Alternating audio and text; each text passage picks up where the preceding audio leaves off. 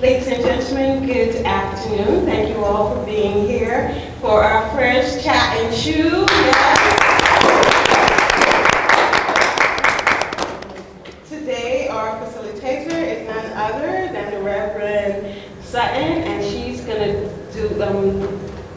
to be speaking to our guest speaker today, none other than Reverend Dr. Carolyn Patterson. Welcome.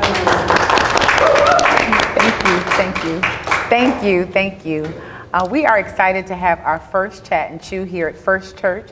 And the reason why we decided to have this Chat and Chew is because we wanted to create a space where you can have organic conversation with the leadership of the church. And to that end, the leader of this church is Reverend Dr. Carolyn Patterson. Put your hands together for Pastor. We wanted to create a space for young people, for youth to be able to ask questions, the questions that may be in our mind that we've never made audible, but things that we wanted to be able to share and to find out more information about. And the reason why is because we want to be the adults that we needed when we were younger.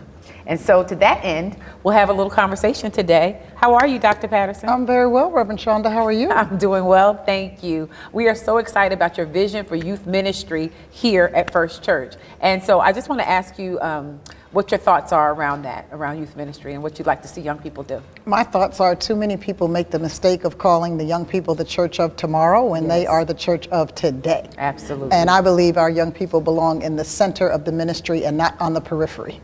Wonderful, wonderful. And so we have some of our young people in the audience today. Hello. We want to say thank you for staying. We know that church after church is a lot. So we're grateful that you decided to stay. And I know you have some questions. I've been able to take a peek at some of them. And so I'm going to ask you when we call on you to go to the microphone, state your name and your question. Okay? Ready?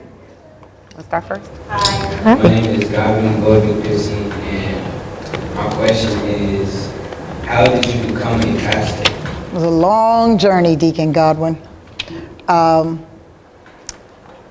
I had a career in marketing and communications and public relations, and I loved it. And I belonged to the New Hope Baptist Church right here in Newark over on Sussex Avenue. And there was an opportunity for lay people to speak one time in the life of the church. And I spoke with two other young men. The title of my first ever message was Humility and Justice for All.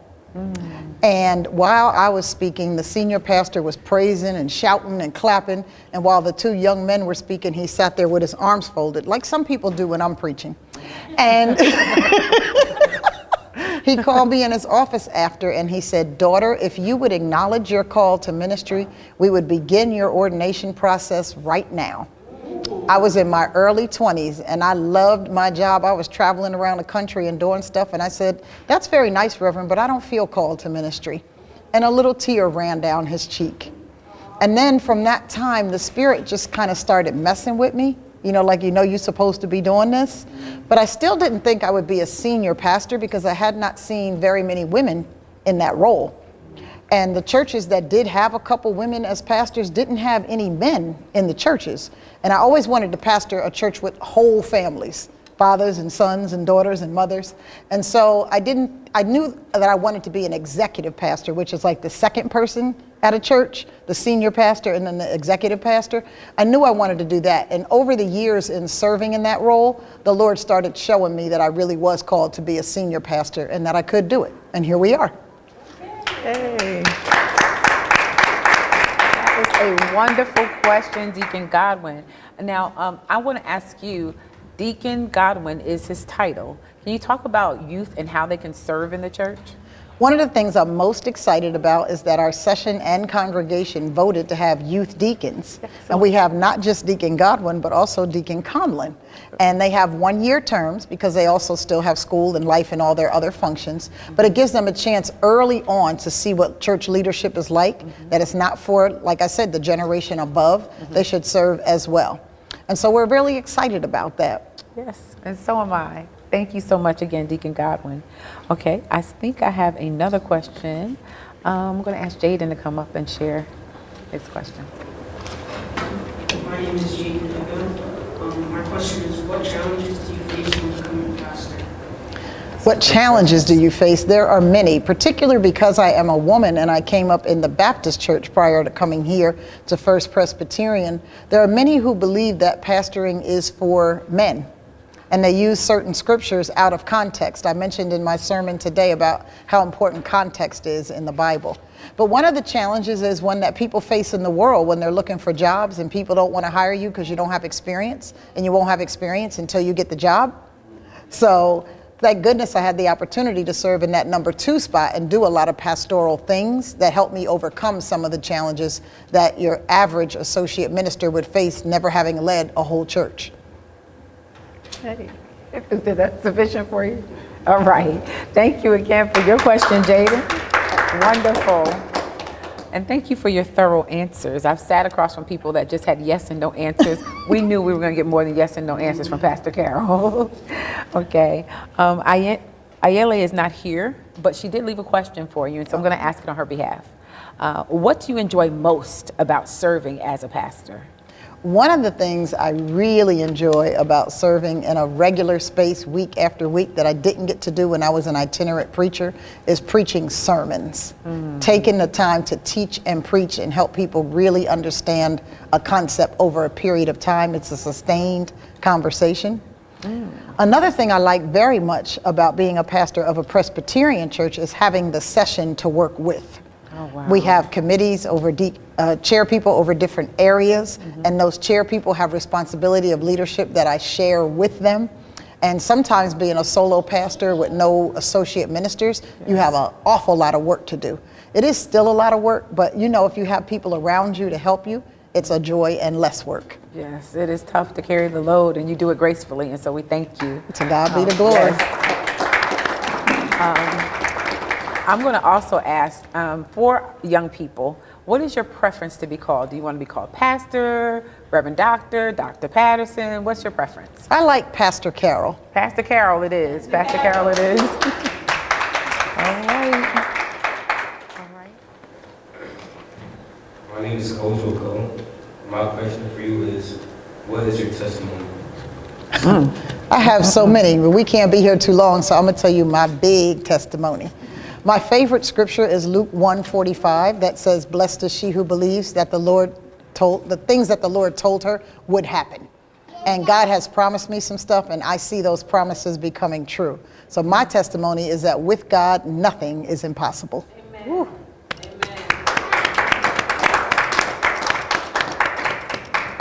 Wow. I don't know about you, but I feel like we're having church after church. I'm very encouraged by this. I'm very encouraged by this.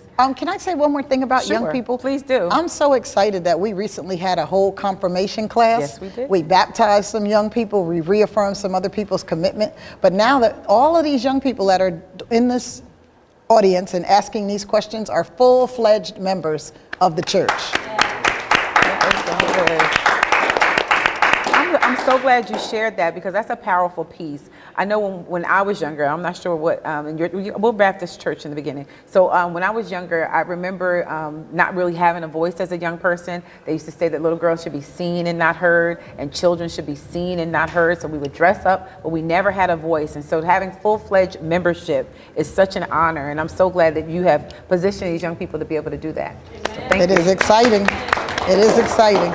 And I'm grateful to those who helped prepare them for confirmation and their parents, because that's a testament to their parents having faith at home. There's so many churches where people this age are not interested in the things of God. So I'm excited. Yay. And while we're out, can we shout out some of the people that work with the young people? Yes, we can. We should. I want to give thanks to our youth ministry team, which is led by you and comprised of Elder Josie, Elder Josie, Elder April, Sister Salamine, who is not with us. They're the primary people that take the lead, and they have extended support from Deacon James, Elder April's husband, and anybody who we've ever asked to do anything for our young people. The answer has always been yes. Yes. So I'm grateful for the whole church, but especially those who are working with our youth. Yay, excited. Yes, we all consider young people an investment. So we're investing in you and we're excited about it. Yes. I'm going to ask Miss Evelyn if she will represent the ladies today and ask her question. My name is Evelyn, and my question is, are you the only pastor in your family? I am the only pastor in my family, Evelyn. I'm also the only preacher in my family. Want to hear a funny story about that? I know you do. I see you hiding that smile. My Aunt Annie, years ago, when I was starting to feel my call to ministry, came to church with me. She was sitting next to me, and the assistant pastor at that church was kind of handsome, and she said, "You don't feel called to preach. You just want to marry that man." I looked at her, and thank God, years later, she came to me and said, "I apologize for that day. I never should have said that to you, but I just hadn't seen a woman pastor before." Wow, that was good.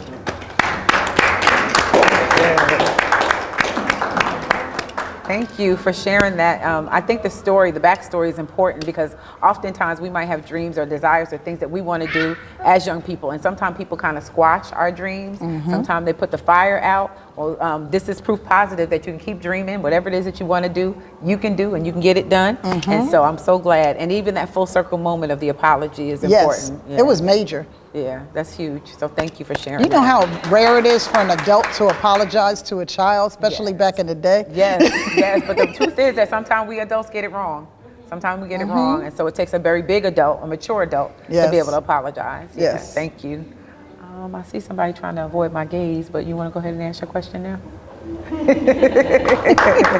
Hello, my name is Carmen Goy, and my question to you is, what is your go-to prayer? Deacon Comlin, my go-to prayer is Father in heaven. I say it often when people get on my nerves, when something's too hard, when something surprises me, which is kind of rare, but sometimes it does. But Father in heaven is a whole expression, and I love it. And that one and my Lord.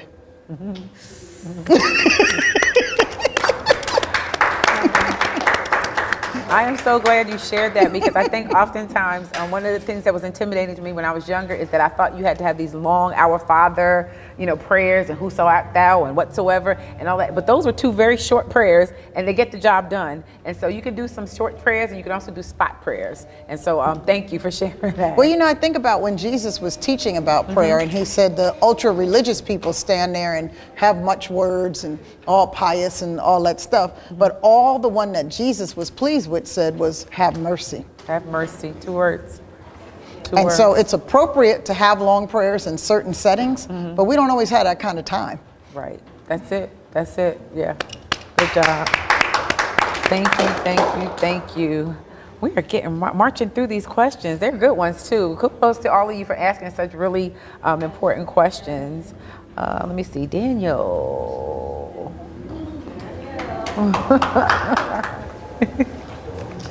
My name is Daniel Ego, and my question is, how long were you in school and did you go to college? I went to college and I've been in school forever. I'm like Wakanda. I went to undergraduate at Fairleigh Dickinson in Teaneck, New Jersey. I went there wanting to be a newscaster. I thought I would be like on Channel 2 or something, but you see I'm a little thick. And back then professors could say stuff to you that they're not supposed to now. And my professor told me that I was too big to have a career in broadcasting, that I would need to go to a tertiary market. That meant 3rd tier. And growing up here in New York and New Jersey in the #1 media market in the country, the thought of going to Baltimore or somewhere to get started was like, are you kidding me? So I changed to public relations. And after that, I had a career in PR.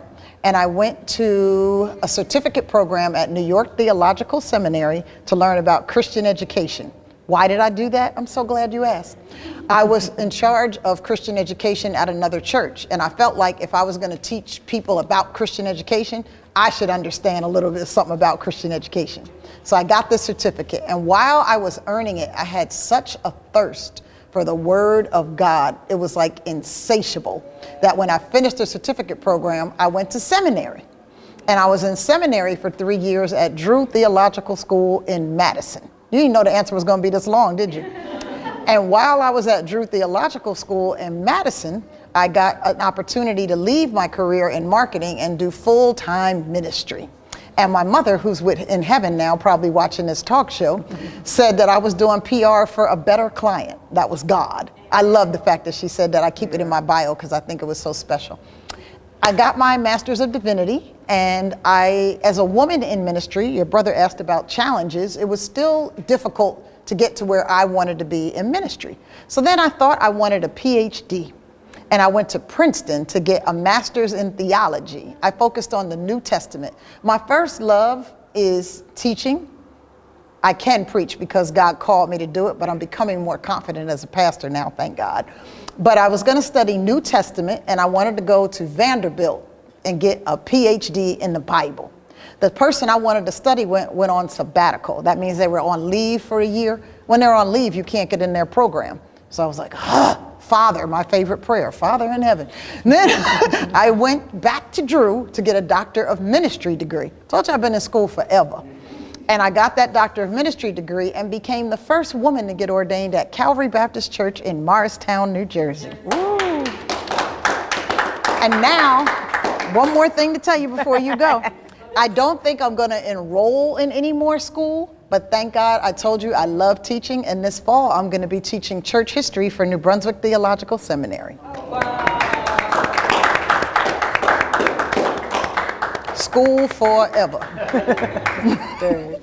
This is good, and what a full circle moment. So that's great. Great to hear.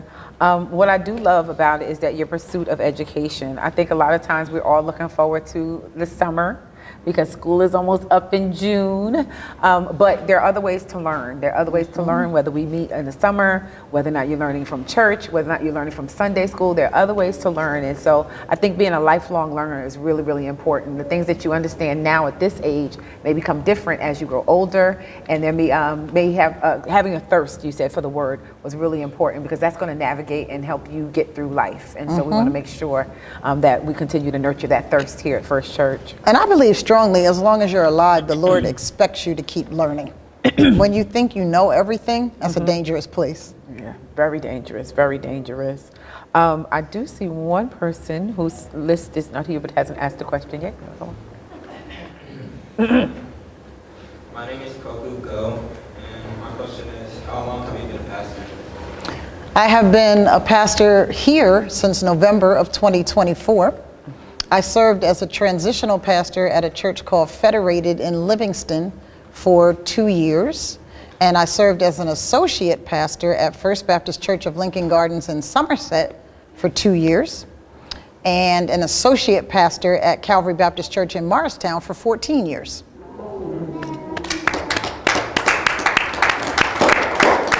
So all of that means that your pastor is prepared to pastor. And I look good for my age. And she looks good for her age. And she looks good for her age. So I do have a question that I wanted to ask. And I know that sometimes we have different visions for ourselves when we're younger. Did you want to be a pastor when you were younger, or what is it that you wanted to be? I know you mentioned wanting to be a newscaster, but was that from birth? No, when I was younger, a little girl, I wanted to be a teacher. Both of my grandmothers were teachers, and whenever we got to play and I got to pick the game, we played school and I was the teacher. I love that because you teach now. And it's so amazing how even that small seed from when you were young has blossomed and bloomed into what we have here today. Now, can I tell you one more thing about adult speaking stuff for you, like you were saying earlier? The newscaster thing didn't come until later in life, but I love the story that my mother tells me. My Aunt Elsie, when I was young, I used to like to tell her stories. And when she would come over to spend time with my parents, she would first come in my room and ask me what story I had for her. And she said that I was going to be a newscaster. I didn't know that until after I tried to declare that major. That's when I learned the story. Oh, wow. Now, my brother, my oldest brother, used to call me Eyewitness because this is a funny story, y'all. I just got to tell it because I get to be on the talk show. One evening, my brother said he would take me to White Castle. And we stopped by one woman's house. We stayed there a good little while, like about 15 minutes, talking to this woman. This is long before cell phones and stuff, so in case you wonder why he didn't text her. And we had to sit there, and then I wanted to go to White Castle after that. And he was like, we just got to make one more stop. We sat at some other woman's house for another 15 minutes. So I said, we going to White Castle now? At the third woman's house, I said, look, you promised me to go to White Castle, and all we've been doing is stopping by these women's houses in front of the woman. And he was like, Lord. okay, eyewitness. And that was my nickname from then on. No experiences are wasted in God.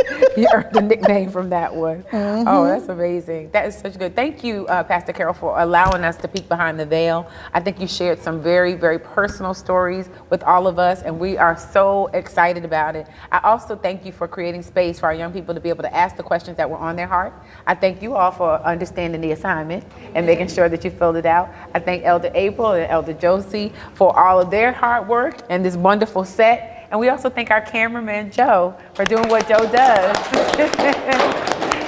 We also want to thank all the parents for staying after church, and we really appreciate your support.